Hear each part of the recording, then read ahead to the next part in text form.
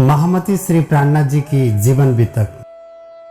श्री कृष्ण प्रणामी धर्म के प्रवर्तक महामती श्री प्राणनाथ जी का प्राकट्य विक्रम संवत 1675 आश्विन कृष्ण चतुर्दशी रविवार के दिन माता धनबाई एवं पिता केशव ठाकुर के घर नवानगर जामनगर में हुआ था। संवत 1675 आसो बदी 14 नाम प्रथम जाम और 12 रवि प्रगटे धनी श्री धाम। अपने माता पिता के साथ बाल क्रीड़ा में मग्न बालक श्री मेहराज ठाकुर 12 वर्ष की आयु में अपने बड़े भाई गोवर्धन ठाकुर के साथ श्री 5 नौतनपुरी धाम में सदगुरु चरण की सानिध्यता प्राप्त करके निज नाम महामंत्र ग्रहण करते हैं। आए के चरणों लगे तबही दई निधि ततक्षण हृदय मिने आए बैठी जागृत बुद्धि। मेहराज ठाकुर सदगुरु जी को प्रणाम करते हैं, तब सदगुरु जी उन्हें परमधाम की इंद्रावती की वासना के रूप में पहचान लेते हैं। तू निर्मल आत्म धाम की इंद्रावती उत्पन्न। सदगुरु श्री देवचंद्र जी महाराज मेहराज को हाथ पकड़कर गादी मंदिर में ले जा रहे हैं। गादी मंदिर में ले जाकर सदगुरु महाराज मेहराज को परमधाम, ब्रज, रास, जागनी और साकुंडल सकुमार को जगाने की बात समझाते थे। सतगुरु महाराज ब्रज, रास और परमधाम की चर्चा करते थे। उस समय सुंदरसास जी के बीच मेहराज ठाकुर भी ब्रज, रास और परमधाम का साक्षात दर्शन करते थे। विक्रम संवत 1703 में सदगुरु की आज्ञा से खेता भाई को जगाने के लिए मेहराज अरब प्रस्थान कर रहे हैं। खेता भाई की मृत्यु के बाद उनके गोदाम पर वहां के हाकिम ने ताला लगा दिया, तो बगदाद में मेहराज जी ने सुल्तान का दामन झटका। श्रीराज जी की आज्ञा से अरब में सुल्तान ईमान के साथ प्राणनाथ जी का मिलन तथा खेता भाई की संपत्ति की पुनः प्राप्ति। अरब से लौटकर महामती प्राणनाथ जी 2 वर्ष तक अपने घर में ही रहे। फिर 2 वर्ष ध्रोल में कलाजी राजा के पास नौकरी की और विक्रम संवत 1712 में सदगुरु जी के साथ 22 दिन तक रहे। 9 वर्ष के बाद मेहराज जब सदगुरु जी से मिलते हैं तो प्रसाद की थाली मंगवाकर सदगुरु जी मेहराज को देते हैं और मेहराज गुरुपुत्र बिहारी जी को साथ में ही प्रसाद लेने के लिए आग्रह करते हैं। मेहराज ने सदगुरु महाराज के धामगमन बाद उनकी स्मृति में उत्सव करने की तैयारी की, लेकिन उनको कारागृह हफ्सा में जाना पड़ा। वहां सतगुरु जी का विरह इतना तीव्र हो जाता है कि मेहराज देह भाव को भूल जाते और वाणी का अवतरण होता है और उनके छोटे भाई उद्धव जी दीवार पर लिखते हैं। विक्रम संवत 1716 से 1718 के बीच प्राणनाथ जी जूनागढ़ में रहे। इसी समय जूनागढ़ के प्रकांड विद्वान हरिजी व्यास की जागनी की। विक्रम संवत 1722 में प्राणनाथ जी अहमदाबाद कारागृह से निकलकर दीव जाते हैं तो समुद्र में बेहद वाणी का अवतरण होता है। महामती प्राणनाथ जी जागनी करते हुए ठट्ठा नगर पहुंचते हैं।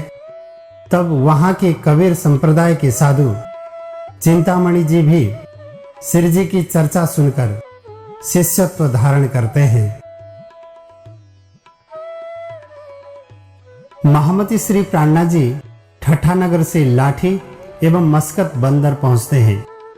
वहां माओजी भाई को श्री प्राणनाथ जी ने खंडनी की तो वह गुस्से से दुकान में ही रहने लगा। रात में साक्षात श्री कृष्ण जी ने उनको गाल पे थप्पड़ मारते हैं तो वह जाग जाता है। महामती प्राणनाथ जी सुंदरसाथ के साथ मस्कत से अब्बास बंदर पहुंचते हैं और भैरव सेठ को कहते हैं, आपने मेरे ऊपर उपकार किया, इसके बदले में आपको मैं परमात्मा की कथा सुनाता हूं, पर इसके लिए कुछ नियम पालन करने से आपको परमात्मा का दर्शन अवश्य होगा। पीवना तमाकू छोड़ दो और मांस मछली सब, शराब और सब कैफ, पर दारा चोरी न कब। तब भैरव सेठ अपना हुक्का तुरंत फेंक देता है। श्री प्राणनाथ जी अब्बासी बंदर, लाठी बंदर, ठट्ठा नगर, नलिया, मंडई, धोराजी, घोगा बंदर होते हुए सूरत पहुंचते हैं। वहां 17 महीने में अनेक सुंदरसाथ जी की जागनी कर मंगलपुरी धाम की स्थापना करते हैं। उसी बीच बिहारी जी द्वारा भेजे हुए पत्र बांचकर आश्चर्यचकित हो जाते हैं। सिद्धपुर में रेवादास से केशव भट्ट ने जब ये 4 वचन परमधाम ब्रजरास में हम थे और अभी जागनी ब्रह्मांड में आए हैं सुना तो तुरंत घर छोड़ प्राणनाथ जी को ढूंढने दिल्ली पहुंचे। वह अपनी आत्मा जागृति की। मेरता में प्राणनाथ जी पहुंचते हैं तो वहां बानिया परिवार के राजाराम भाई और झाजन भाई जागृत हो जाते हैं और ये दोनों भाइयों ने प्राणनाथ जी की संपूर्ण सेवा पन्ना तक करते हैं।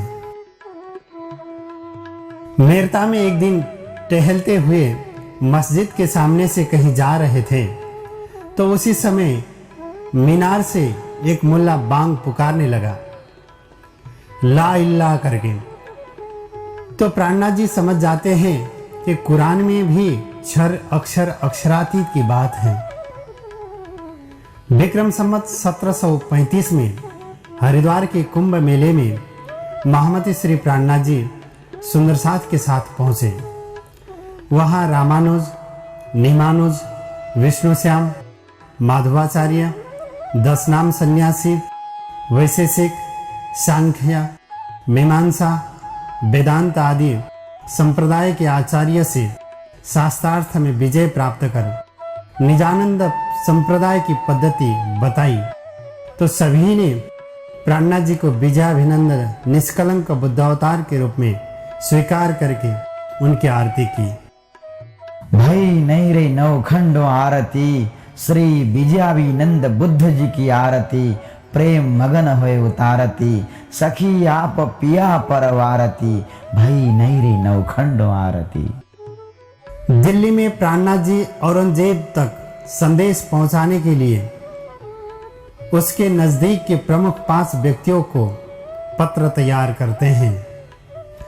बादशाह औरंगजेब तक संदेश पहुंचाने के लिए 12 ब्रह्मंगना जामा मस्जिद के सीढ़ियों में बैठकर सनंद वाणी जोर जोर से गाने लगे। सनंद वाणी सुनकर मस्जिद का इमाम प्रसन्न होकर उन 12 ब्रह्मंगनाओं को बादशाह से मिलाता है। महामती श्री प्राणनाथ जी से बादशाह औरंगजेब भेष बदलकर दर्शन करने आता है। महामती श्री प्राणनाथ जी कामा पहाड़ी में पत्री द्वारा ब्रह्म आत्माओं को समझाते हैं। प्राणनाथ जी उदयपुर से रामपुर होते जब दुधलाई पहुंचते हैं तो वहां रहने के लिए कच्चा मकान निर्माण करते हैं। प्राणनाथ जी की आज्ञा से मुकुंदास जी औरंगाबाद चले जाते हैं और एक रेशम की थैली तैयार करके उसमें कुछ प्रसाद, भागवत वेदांत के प्रश्न भी रखकर राजा भाव सिंह हाड़ा से मिलते हैं। मुकुंदास जी की चर्चा से भाव सिंह हाड़ा की आत्मा जागृति हुई और महामती श्री प्राणनाथ जी के दर्शन की लालसा से उनको बुलाकर दर्शन करके कृत हो जाता है। महामती श्री प्राणनाथ जी जब रामनगर पहुंचते हैं तो वहां सूरत सिंह एवं महाराजा छत्रसाल जी के भतीजे दीवान देवकरण की भेंट होती है।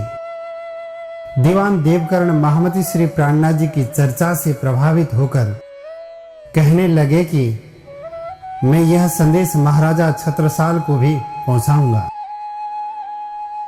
महामती श्री प्राणनाथ जी महाराज अग्रिया से बिलहरी होकर पन्ना में आते हैं और किलकिला नदी के किनारे अमराई घाट में डेरा डाला।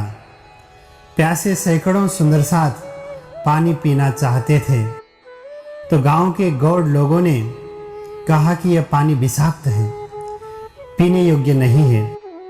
तब प्राणनाथ जी अपने पवित्र चरण कमलों से उस नदी के जल को पवित्र बनाया। बीस की नदियां अमृत किन्हें सुख सबन पहुंचाए।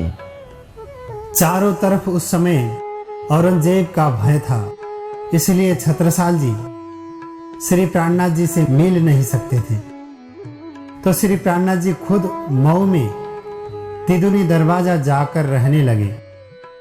वहीं पर छत्रसाल जी शिकारी के भेष में श्री प्राणनाथ जी का दर्शन कर लेते हैं। महामती श्री प्राणनाथ जी के दर्शन तथा चर्चा से प्रभावित होकर महाराजा छत्रसाल जी और उनकी रानी भी जागृत हो जाते हैं।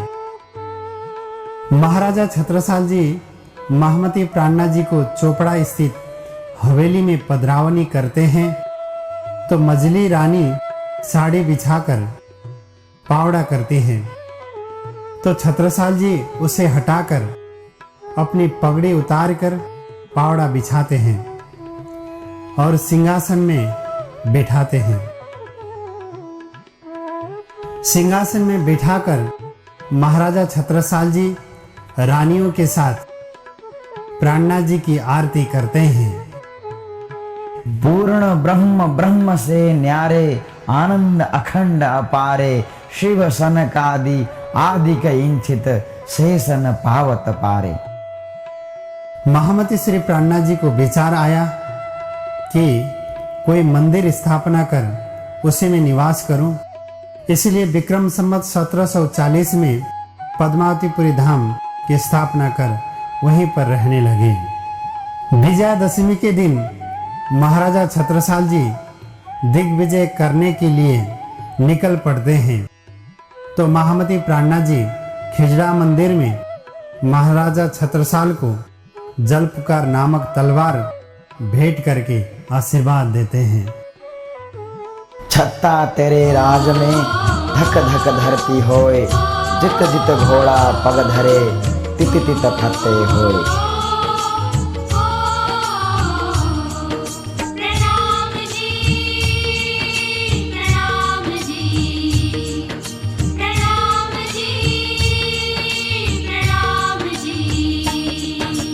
परम धाम में श्री राज जी श्यामा संग विचरते हैं।